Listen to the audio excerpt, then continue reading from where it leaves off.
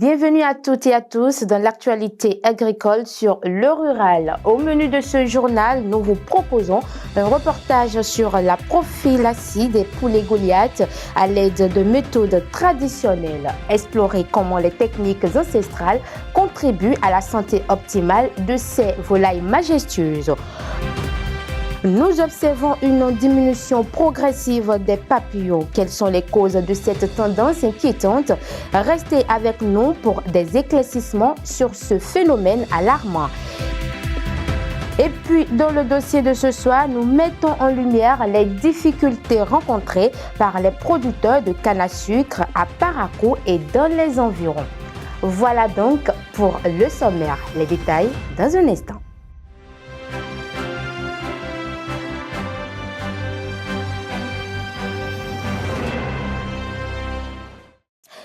La journée de demain, samedi 20 juillet 2024, sera relativement chaude à Cotonou. Les températures atteindront 25 degrés Celsius durant la journée, tandis que la nuit, elles descendront légèrement à 24 degrés Celsius. Au petit matin, il fera 24 degrés Celsius et à midi, la température sera de 25 degrés, mais la chaleur ressentie sera de 27 degrés Celsius. L'humidité sera élevée autour de 82% avec des vents soufflant à 26 km par heure. En soirée, la température restera à 25 degrés Celsius avec une forte probabilité de pluie et des vents atteignant 28 km par heure.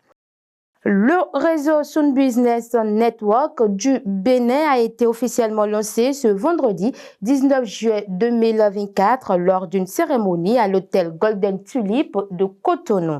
Ce réseau vise à améliorer la nutrition et la sécurité alimentaire en mobilisant les acteurs du secteur privé, les ONG et les partenaires institutionnels. Nous vous emmenons au cœur des fermes locales pour découvrir la prophylaxie des poulets Goliath, une race emblématique grâce à des méthodes traditionnelles. En nous penchant sur les techniques ancestrales, comme je l'annonçais en titre, des soins et de prévention des maladies, nous explorons comment ces pratiques transmises de génération en génération contribuent à la santé de ces volailles. Dans l'élevage avicole, les poulets Goliath se distinguent par leur taille imposante et leur rendement exceptionnel. Majoritairement, pour garantir leur santé et leur productivité, les éleveurs font recours à une pratique essentielle, la prophylaxie. La prophylaxie, c'est l'ensemble des mesures sanitaires et médicales qui permettent d'empêcher l'aggravation, la propagation d'une pandémie au sein de la population aviaire. Parmi toutes les méthodes de la prophylaxie, il en existe celles traditionnelles. Comme à l'instar de ces éleveurs, d'autres les utilisent pour renforcer le système immunitaire des poulets et les protéger contre les infections. Il y a plusieurs feuilles qu'on utilise. Si on n'a pas les moyens pour aller dans les pharmacies, il faut procéder autrement en utilisant les feuilles. On peut utiliser les feuilles de chiayo, triturer ou l'infusion, on fait refroidir et puis on donne aux poules. Et puis ça permet de gérer la salmonellose, qui est une maladie bactérienne. Il y a par exemple les grains de papaye qu'on peut sécher et moudre et injecter au poulet pour régler le problème de parasites. Une chose d'assurer la santé de la volaille, mais l'autre est de travailler pour sa croissance optimale. À ce niveau, une alimentation équilibrée est essentielle. Dès le premier jour, il faut d'abord les donner des maïs concassés. Les maïs concassés permettent de ne pas assister au collage des fientes au niveau des anus pour les poussins. Comme dans tout autre élevage, les acteurs de celui de poulet Goliath font également face à plusieurs défis. Quand tu refuses ou bien tu bannis l'étape des vaccins, tu n'arrives pas à vacciner tes sujets. Déjà à la deuxième semaine, tu vas rencontrer les cas de Komboro et la peste. La toute première difficulté, c'est la mévente qu'on constate quand ce n'est pas en période de fête. L'autre difficulté, c'est par rapport au coût de production. suite à la cherté des ingrédients qui sont incorporés dans l'aliment des Goliaths. La prophylaxie joue un rôle vital dans l'élevage des poulets Goliaths. Grâce à des méthodes traditionnelles et une alimentation adaptée, les éleveurs peuvent surmonter les défis et garantir la santé de leurs volailles.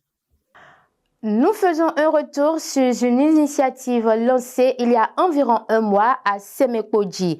Le 1er juin 2024, des centaines de plants ont été mis en terre dans le cadre d'une vaste campagne de reboisement. Notre équipe s'est intéressée à l'entretien et au suivi accordé à ces jeunes plants. Suivez le reportage de Opportune Aricheme Pierrot Dedila et Luc Maurice Landé. Le 1er juin dernier, les autorités à divers niveaux se sont mobilisées à Semekodji pour une vaste campagne de plantation d'arbres. Une initiative visant à reverdir notre environnement et à lutter contre les effets néfastes du changement climatique. Un mois et demi plus tard, des questions se posent sur l'entretien et le suivi de ces jeunes plantes. Nous avions mis en terre à ce niveau 3579 plants de 3 différentes essences, à savoir Caya senegalensis, Melina arborea et Ceiba pentandra, sur une superficie totale de 1,5 hectare. Les plants qui sont mis en terre dans les champs, ces plants sont entretenus. Il faut procéder aux entretiens, au sarclage, à l'ouverture des pare-feux, à l'allumage des feux précoces et au débroussaillage régulier pour éviter que les feux de brousse incontrôlés n'atteignent ces plantations qui sont mises en place. Bien que l'initiative soit saluée, des critiques émergent concernant le manque de suivi rigoureux après la plantation de ces arbres. Si on faisait réellement l'entretien des plants mis en terre les 1er juin depuis 1985 à ce jour, le Bénin serait déjà totalement vert. Mais le constat est que lorsque les gens mettent les plants sous terre mis en terre aujourd'hui, le 1er juin, on attend encore un autre 1er juin pour mettre encore d'autres plants, sans se poser la question si ce que nous avions posé le 1er juin, si ça a évolué ou pas. On ne fait pas l'entretien, alors que vous avez déplacé l'espèce de son milieu naturel, que vous l'avez envoyé ailleurs. Il fallait que vous l'assistiez. Quand vous n'assistez pas l'espèce ne va sentir un stress et finalement va disparaître. Donc, parce que le point aujourd'hui, je ne pense pas que les plants mis en terre de 85 à aujourd'hui restent 50%.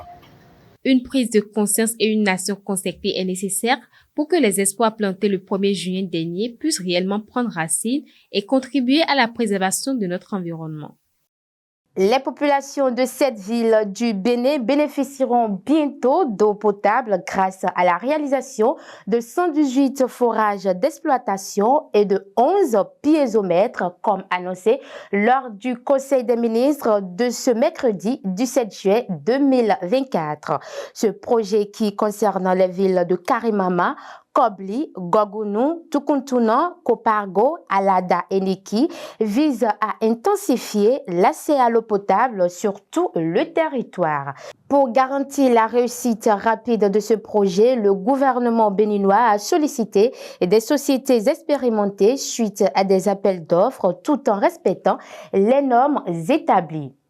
Il y a environ 300 millions d'années, les papillons faisaient leur apparition sur Terre. Autrefois très répandus dans la nature, ils deviennent de plus en plus rares. Cette disparition progressive souligne la nécessité de revitaliser notre écosystème. Élément de réponse avec Judicaël Belogon, Maël Anato et Pierrot Dedila. Les lépidoptères, un ordre d'insectes holométaboles, sont plus communément connus sous le nom de papillons à leur stade adulte. À l'instar des humains, les papillons vivent dans un écosystème qui soutient leur survie. L'habitat naturel des papillons, c'est la flore. C'est la flore, la végétation. C'est vrai que les papillons ont une spécificité, chaque papillon quand même a sa plante haute. Mais toutefois, les papillons, en termes le papillon grand, parce que nous avons plusieurs étapes de papillons, aiment toute la flore. Autrefois abondants dans la nature, les papillons deviennent de plus en plus rares. Cette diminution préoccupante s'explique par plusieurs facteurs. Ce qui peut justifier la disparition des papillons, selon moi, peut-être le réchauffement climatique. Bon, la destruction des habitats. À mon humble avis, essentiellement dû au réchauffement climatique. Le déclin des papillons aujourd'hui, il y a plusieurs facteurs, hein. On peut d'abord parler un peu de la perte d'habitat. Quand on parle d'habitat, c'est un écosystème qui abrite les papillons d'abord. Il y a aussi la pollution, il y a également les changements climatiques qui déséquilibrent également les habitats. Il y a plusieurs facteurs qui peuvent causer ça. Pour remédier à ce problème qui menace l'équilibre de l'écosystème, il est crucial de mettre en place certaines mesures. Cela, je pense qu'il faut attaquer le mal à la racine. Il faut lutter contre le réchauffement climatique. Tant que les gens essaient de faire un peu de végétation urbaine. Quand vous construisez dans votre ville, il faut mettre des fleurs, pas seulement pour embellir la maison, mais des fleurs pour permettre à certains pollinisateurs de descendre sur ça. Et vous allez voir les papillons, quand même, cet insecte vraiment qui a tellement de couleurs, qui quand même va essayer de motiver également vos enfants à leur intelligence, parce que courir derrière les papillons et voir les différentes sortes de formes de papillons, les couleurs et autres, ça va permettre aux enfants de mieux réfléchir. Autre que ça, c'est que les producteurs surtout, qui dans leur champ utilisent des produits pesticides, parce que le nœud aussi, le plus gros problème aujourd'hui pour les papillons, les insectes, c'est les produits chimiques qu'on utilise en désordre. Que les producteurs essaient de maîtriser un peu les insectes sans utiliser les produits à haut risque qui détruisent le sol et les espèces. Comme les abeilles et de nombreux autres pollinisateurs, les papillons connaissent un déclin significatif. Pour maintenir un écosystème prospère, une attention particulière est nécessaire. Le gouvernement béninois a annoncé l'acquisition de 2900 kits d'équipements agricoles pour l'année 2024 dans le cadre du plan triennal 2022-2024 de la Société nationale de mécanisation agricole SONAMA. Cet investissement d'une valeur de 21 milliards de francs CFA du budget national vise à améliorer les performances agricoles en fournissant des tracteurs, motoculteurs, remorques, semoirs et autres outils essentiels. Cette initiative s'inscrit dans le programme national de développement de la mécanisation agricole lancé en 2021 visant à augmenter les rendements et répondre aux besoins des producteurs et des grandes plantations. À Paracou et ses environs, les producteurs de canne à sucre affrontent de nombreux défis durant la récolte. De plus, les exigences du marché ajoutent une complexité supplémentaire à leur activité. Avec Nadège Ekpo et Ronel Goudou, explorons les difficultés auxquelles ces producteurs sont confrontés. La récolte de la canne à sucre bat son plein en cette saison. À Titirou, l'un des quartiers de la ville de Paracou, les producteurs locaux font face à une série de difficultés croissantes lors de la saison de cette plante. Le travail de la canne à sucre est vraiment difficile. Il faut faire les sillons, ensuite semer. Il ne se passe pas une minute sans sacler. Parfois, nous saclons 4 fois le mois pendant 6 mois. Or, une fois suffit quand on utilise de produits. La coupure des feuilles pose problème parce que ça démange le corps, peu importe l'habillement.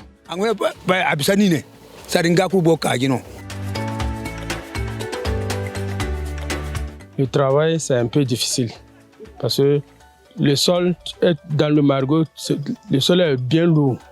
Donc pour travailler, c'est difficile. Les négociations incessantes sur les prix avec les acheteurs mettent à rude épreuve leur capacité à tirer un revenu décent de leur travail. Désespérés, les producteurs lancent un cri de cœur aux autorités locales pour trouver des solutions durables.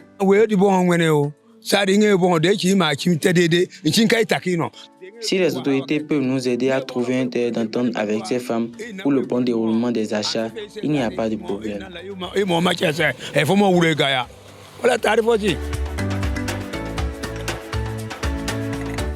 Si on pouvait trouver une aide, c'est-à-dire le moyen, financement, pour pouvoir diminuer un peu de...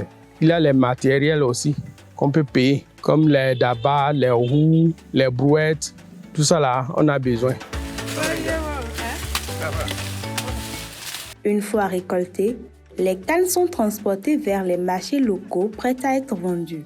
Malgré les difficultés rencontrées sur les lieux d'approvisionnement, Ces vendeuses apprécient le déroulement des ventes et parviennent à en tirer de bons revenus.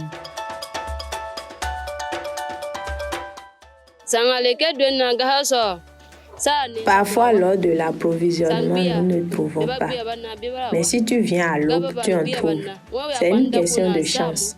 Ils nous vendent 5 tiges de canne à sucre à 1000 francs, en plus de 3 surplus. Après la vente, parfois on s'en sort avec 2000 francs ou 2300 comme bénéfice, sans oublier ce qui est pourri.